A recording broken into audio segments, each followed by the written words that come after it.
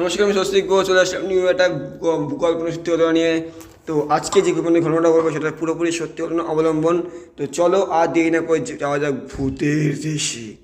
আর সবাই সঙ্গে থেকেও, আর অনেক অনেক অনেক দেরি করে ভিডিও আসছে, কারণ একটু শরীর খারাপ আমাদের ছিল, তাই জন্য আমরা একটুখানি মানে এনার্জি লস ছিল আমাদের, অনেকটাই শরীরটা খারাপ ছিল।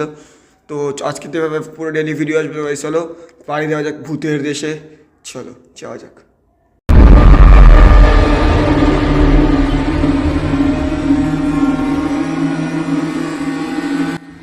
নমস্কার, আমি অর্ক প্রামাণিক বলছি। স্বস্তিকদা, আশা করছি তুমি খুব ভালো আছো। আমার বাড়ি কলকাতাতেই। আমি তোমার অনেক গল্পই শুনেছি, আর তোমার নতুন চ্যানেল, আমি তোমার সাথে আছি, তুমি করতে থাকো। এবার আমি তোমাকে আজকে যেটা বলবো, যে ঘটনাটা সেটা আমার সাথেই হয়েছে, আর তোমার সব ঘটনাগুলো আমার শোনা আছে। তো এটা হচ্ছে আমার নিজের বাড়িতে। তো প্রথমত আমি তাহলে বলি যে আমি যেই বাড়িতে থাকতাম, এখন আমি যে বর্তমানে আছি সেই বাড়িতে না, যে বাড়িতে আমি ভাড়া থাকতাম সেই বাড়িতেই ঘটনাটা হয়েছে। তো প্রথমত আমি জাস্ট পরের থেকে বাড়ি ফিরেছি সবে মাত্র। তো বাড়ি ফেরার পর আমি খুব টায়ার্ড ছিলাম, খুব প্রচণ্ড টায়ার্ড, আমার শরীর দিচ্ছিল না, কারণ রাত হয়ে গেছিলো। বাড়ি ফিরতে ফিরতে প্রায় 10:30 বেজে গেছিলো। বাড়িতে আমার বাবা আছে, মা আছে, ঠাকুমা আছে। বাবা মা অলরেডি ঘুমিয়ে পড়েছে, ঠাকুমা জেগে আছে। ঠাকুমা আমাকে প্রায় খাবার দেওয়ার জন্য, বাবা মা যেহেতু বাইরে কাজ করে সেই তো তারা অনেক ক্লান্ত থাকে, তাই মাত্র ঘুমিয়ে পড়েছে। আমি সবেমাত্র ফ্রেশ হয়ে যখন বাথরুম থেকে বেরোই, তখন আমার মনে হয়েছিল কেউ পাশে আমার দাঁড়িয়ে আছে। এটা আমার মনে হয়েছিল, আমি শিওর না, তখন আমি কিন্তু শিওর হইনি। দেন আমি খাওয়া দাওয়া করলাম। খাওয়া দাওয়া করার পর আমি হাত ধুতে বাথরুমের দিকে এগোলাম। যখনই এগোই তখন আমার মনে হয়েছিল কেউ আমাকে কেউ দাঁড়িয়ে আছে আমার পাশেই। তখন আমার কিছু ফিল হয়েছিল, গাটা আমার আস্তে করে ভার হয়ে গেছে।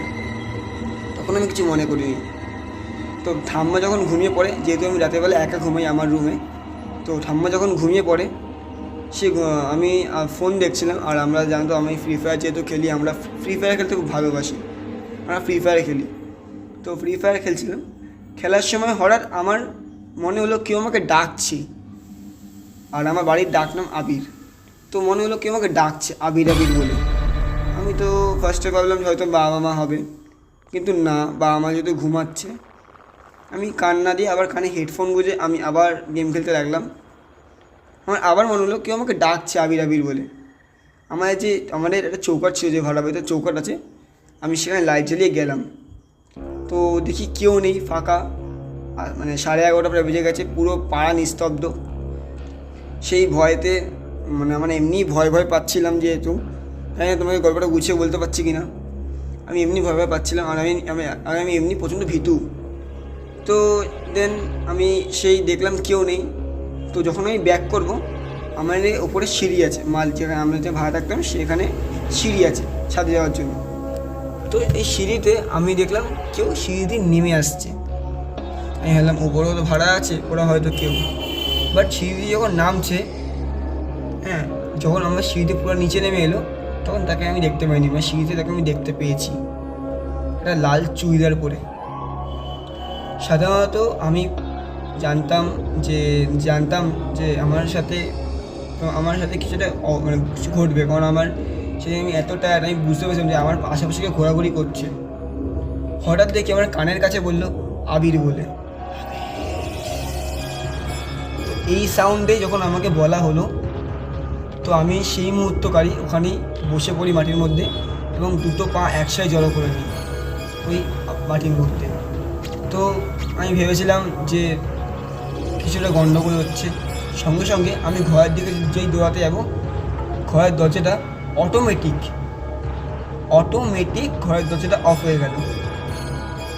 আমি সেই মুহূর্তে তোরে কি মরি করে নিজের বাথরুমে যাই, বাথরুমে গিয়ে বসে থাকি, বাথরুম দরজা আটকে দিই, কিন্তু বাথরুমের দরজা খুলে যায়। আমি এখন ক্লাস 10-এ পড়ছি, বাথরুমের দরজা খুলে যায়। আমি সেখান থেকে বেরোই, এবং আমার গলা দিয়ে স্বর বেরোচ্ছে না, যা অবস্থা হয়ে যায় আমার পক্ষে। তারপর আমি বাবা মা ঠাম্মা বলে চিল্লানো শুরু করি।